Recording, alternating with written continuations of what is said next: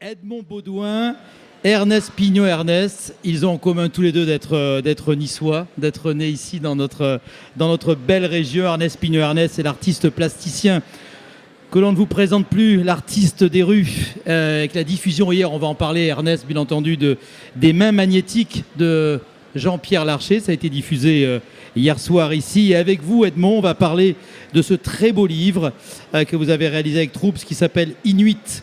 De très très beaux dessins, et vous racontez effectivement des témoignages, l'histoire effectivement de ce peuple aussi, que l'on peut dire bien entendu aussi en danger. En tout cas, on est ravis. Chaque année, vous êtes présents dans le cadre de ce festival du livre de Montsartou sur le thème « Dessine-moi la paix ». On sait que vous êtes tous les deux des ambassadeurs de la paix. Alors avant de parler de votre actualité, j'aimerais que vous nous racontiez comment vous êtes connus tous les deux la première fois. Comment ça s'est passé ? Comment vous êtes rencontrés? Est-ce que vous vous souvenez? On ne se rappelle plus, non, non. On est il y a né si longtemps, il y a si longtemps. On est né dans le même quartier. Dans le même quartier? Quel quartier? Riquier. Riquier, oui. Riquier. Et on est né à Riquier et on a 2 mois de différence. C'est lui le plus vieux, de 2 mois. Ça se voit. On est né en 1942. Ouais. L'année de la rafle du Veldiv, c'est gai, hein. Ouais. C'était, bon, voilà, une année terrible. Ouais, terrible. Et après, on s'est rencontrés parce que moi, alors, je peux dire, oui, je peux dire, mais peut-être que je ne l'ai pas vu à ce moment-là. Il travaillait au Patriote Côte d'Azur, un journal qui n'existe plus, le meilleur journal de la région à l'époque. Il y en a une formule plus petite. Ouais. Plus petite après. Et je suis abonné toujours. Quand il est parti à Avignon, quand il est parti avec Yvette à Avignon pour rencontrer Benedetto et son avenir avec tout le reste, eh bien moi je l'ai remplacé au Patriote.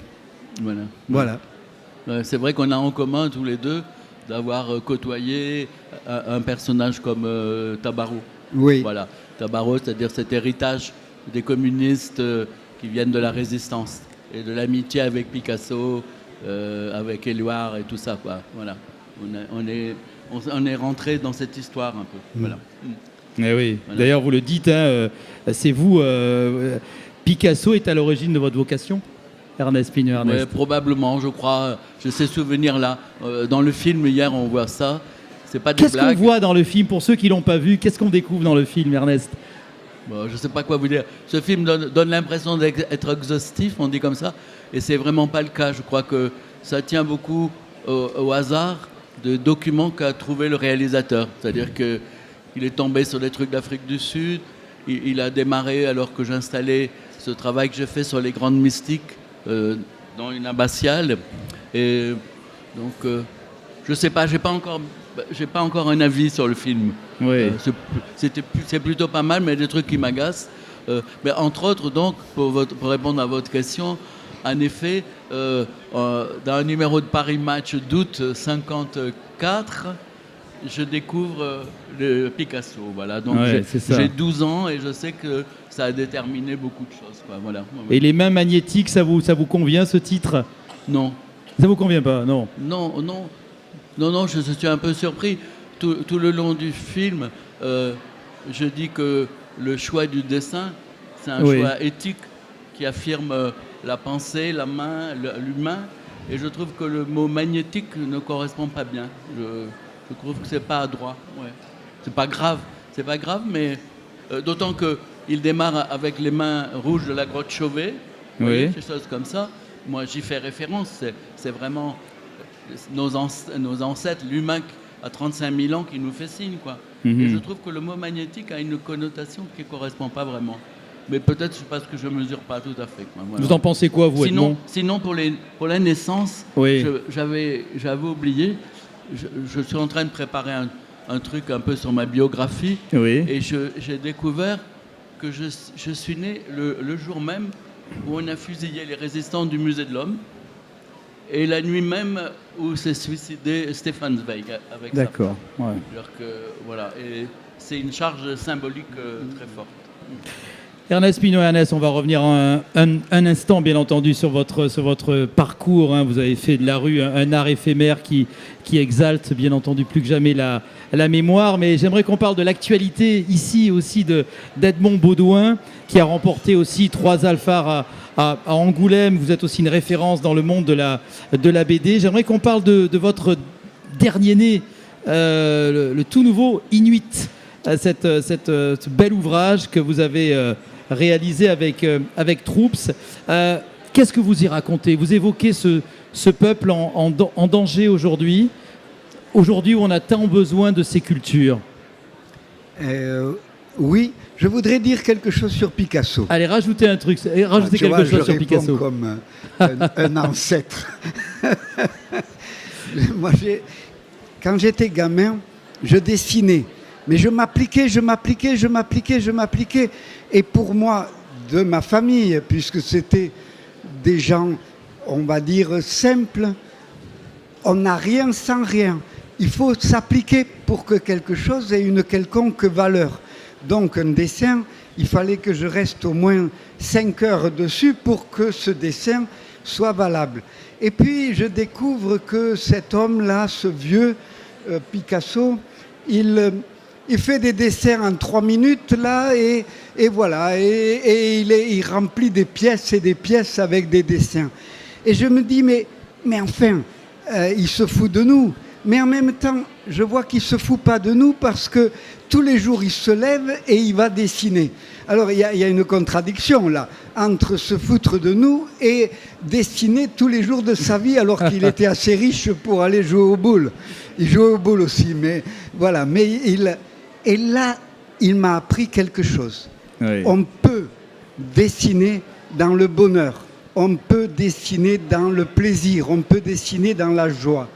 Et ça n'est pas obligatoire de se faire mal pour faire quelque chose de bien. Il faut le faire avec ce qu'on a en soi, le plus loin en soi, mais ce n'est pas obligatoire de passer 5 heures si en 5 minutes on le fait. Voilà. Pour les Inuits, eh bien, il y a un peu de cette chose-là. Je vais essayer d'être vite. Hein. J'étais professeur en 2001-2002 au Québec et je découvre l'art inuit. Et je suis assommé un peu comme quand j'ai découvert Giacometti, cette sculpture-là, waouh, qu'est-ce qui se passe là? Qu'est-ce qu'ils font ces gens-là? Alors je me suis dit qu'un jour j'allais les rencontrer. Parce que cet art, il est né de quoi? Il est né on a sédentarisé ces gens-là, on leur a tué les chiens, on les a empêchés de parler leur langue. Alors ils se sont mis à parler avec leurs mains et avec les objets qu'ils avaient autour d'eux, les os et les pierres. Parce qu'au fond, un peuple, on ne peut pas l'empêcher quand même de s'exprimer complètement. Et voilà, je voulais rencontrer ces gens. Seulement, il est passé du temps. Je suis allé donc l'été dernier, pas l'été passé, mais l'été d'avant, dans leur monde pour rencontrer ces artistes. La plupart de ceux que j'avais vus étaient morts. C'est d'autres. Mais nous là, nous sommes gentils, on est adorables, on veut le mal de personne, on veut que les cultures se continuent, mais on détruit les cultures même quand on est gentil. Parce que, voilà, ces hommes, ces femmes faisaient des sculptures avec des os et des pierres, mais ils faisaient des choses assez terribles. Mais nous, on a découvert dans leur musée ces sculptures, on a aimé, mais nous, on aime bien la maman nounours avec le petit nounours. Alors il faut se mettre à leur place. Ah, vous voulez ça, vous les blancs? Eh bien, on va vous faire la maman nounours et le petit nounours. Eh bien, voilà comment on démolit un art avec toute la gentillesse du monde. Alors j'ai découvert cela, j'ai découvert une culture qui fout le camp. Mais au fond, c'est la nôtre aussi. Enfin, et on essaye de tenir un peu. Et là, il y a beaucoup qui essayent de tenir à quelque chose d'une culture qui est tous les jours attaquée quand même, partout. Et Edmond Baudouin, vous racontez bien entendu le conte de Narval dans ce bel ouvrage qu'il faut vraiment découvrir, qu'il faut se procurer pour ce peuple qui veut préserver sa culture, sa langue, sa cuisine, enfin tout simplement son identité. Ce qui vous caractérise tous les deux, vous avez été sur place, bien entendu, vous avez passé 2 mois, Edmond, dans le Labrador pour réaliser cet ouvrage. Un livre un livre chez vous ne peut pas se concevoir sans une rencontre. Il y a systématiquement, et puis vous avez il y a un dessin, une question. C'est-à-dire chaque fois, vous rencontrez les peuples, c'est essentiel. Oui, je fais le portrait des personnes que je rencontre, je donne le portrait, mais je photographie le portrait pour le recopier le soir même dans un livre. Mais ce portrait, je le donne avec la personne doit me donner quelque chose en échange qui est une réponse à une question. Hein, voilà. Le livre se fait comme ça, de réponse à la question que je pose et de portrait des personnes et du voyage que j'ai fait aussi, bien sûr. Bien sûr. Et Ernest Pignot-Ernest, vous, c'est la même chose. C'est le sens du partage, c'est le sens de l'échange, de la rencontre, de tous ces lieux que vous investissez. Ouais, je procède un peu de la même manière. Peut-être pas aussi directement avec les gens. Encore que ce que j'ai fait à Soweto, je travaillais avec les gens tous les jours. Tous les dessins, je les ai faits avec les gens sur place. Et même les images que j'ai collées avec eux, je les ai imprimées avec eux. Donc j'ai laissé un atelier. Ouais, il y a des choses en commun. Mais plus souvent, les travaux comme ce que j'ai fait à Naples, c'est né de rencontres dans les rues, mais beaucoup de lectures, quoi. Là, il y a une femme qui fait une thèse sur mon travail napolitain. Elle a vu que je cite 94 livres, vous voyez, pour faire le malin un peu, mais de Virgile à Eric de Luca, je crois que j'ai tout lu, et mes images naissent de ça, quoi, vraiment. Sinon, voilà. C'est important. Alors, on rappelle, vous avez 2 techniques de dessin différentes l'un et l'autre. Bien entendu, alors vous, Ernest Pignot-Ernest, c'est un très grand dessinateur. Et tous les deux, vous êtes on fait une surenchère. Vous êtes des artistes exceptionnels. J'aimerais bien arriver à faire ce qu'il fait, vraiment. Il faut prendre des cours, alors il faut vous donner prendre des leçons. Un des plus grands, parce que Edmond, parlez bien près du micro. Un des plus grands artistes qui soit aujourd'hui vivant encore et qui va rester. Un des précurseurs de l'art. Ouais. C'est vrai. C'est-à-dire que pour ma part, je fais jouer un rôle différent au dessin. Voilà, je donne au dessin une fonction qu'elle n'avait pas jusque-là. Et vous êtes l'un des précurseurs avec l'espace et tout. Et surtout l'un des précurseurs de ce qu'on appelle l'art urbain en France, on va pas dire le street art. Qu'est-ce que vous en pensez quand vous voyez effectivement vous en pensez quoi quand vous voyez J'ai dit déjà hier que dès qu'il y avait un mot anglo-saxon, je sortais les armes. Mais non, c'est parce que c'est une réalité. J'ai pas donné l'exemple hier. Mais dès qu'on dit street art, ça veut dire que c'est venu des États-Unis. J'ai eu l'exemple très concret. Comment il s'appelle le mec qui a créé Libération Julie. Serge Julie.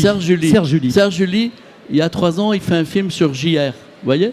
Il fait un film sur JR parce que voilà, et JR lui dit mon travail vient d'Ernest Pignon. Et donc il est obligé de venir chez moi. Et il commence son film, mais dans son film, il dit ce mouvement qui est né aux États-Unis dans les années 80 et il est obligé de me sucrer. Vous voyez ? C'est-à-dire tout ce qu'il a filmé chez moi, parce que je lui montre que j'ai fait mes interventions en 1966, en 71, et ça collait pas avec son film. Et comme c'est un faux cul, on connaissait déjà ça, ce qu'il faisait dans le journal, il était déjà comme journaliste, il est comme réalisateur télévision. Ah ouais, voilà, bon, c'est bien envoyé. Voilà. Voilà, donc 2 techniques différentes. Vous travaillez toujours au fusain, à la pierre noire. Toujours, bien entendu, Ernest Pignot-Ernest. Oui, je commence avec du fusain. Et puis, comme le fusain, ça tient pas bien, que je suis pas très ordonné, après la pierre noire, il y a un truc plus concret, qui résiste plus longtemps. J'ai collé des dessins à la pierre noire dans les rues qui ont tenu 12 ans dans la rue, quoi. 12 ans. Ça tient très bien. Et là, actuellement, une très belle exposition jusqu'au 15 octobre, l'Écho du Monde, à voir. Est-ce qu'il y en aura prochainement ici dans notre région ? Est-ce que c'est prévu? Non, dans la région, c'est pas prévu, non. C'est dommage. Ça dépend pas de moi. Non, non, ça dépend pas de moi. On rappelle, est-ce qu'il y a Non, mais des... non, il faut, ça date un peu, mais c'est il y a 4 ans quand même au Mamac. J'ai exposé au musée de Nice il n'y a pas très longtemps quand même. Ouais. Je ne peux pas quand même être là tout le temps, quoi. Ouais, ouais. Non. Non, non. Ouais, à d'autres. Ouais. Edmond Baudouin, alors j'ai cru lire, alors peut-être que je me trompe, dites-moi si j'ai raison. Il va y avoir, votre prochain livre sera issu d'un voyage que vous avez fait en Syrie. En mai dernier, est-ce que c'est ça? Oui, je suis allé en Syrie. Vous avez été en Syrie. Racontez-nous un petit peu ce que vous avez vécu. Waouh! Je fais un livre, mais qu'est-ce que je peux dire sur la Syrie? Sur la Syrie. Pas grand-chose. Ce que j'ai vu là-bas, si je m'en tiens, j'ai vu là-bas des gens qui n'ont plus rien et qui partagent ce plus rien. Et là, ces gens-là, en Syrie, m'ont donné quelque chose de l'espoir de ce qui peut être nous. Ils n'ont plus rien, ils ne partagent plus rien. Je ne veux pas que nous arrivons à plus rien, mais quand on arrive au bas de l'humanité, quand il n'y a plus rien, eh bien, il reste l'humanité. Et ça m'a donné de l'espoir. Ces gens-là qui sont vraiment... ils partagent tout. J'ai vu dans les ruines de Alep des mamans voilées et des mamans les cheveux au vent parce qu'elles étaient chrétiennes, les chrétiennes et les musulmanes, faire chanter les enfants, les faire danser, des enfants qui ont plus de parents.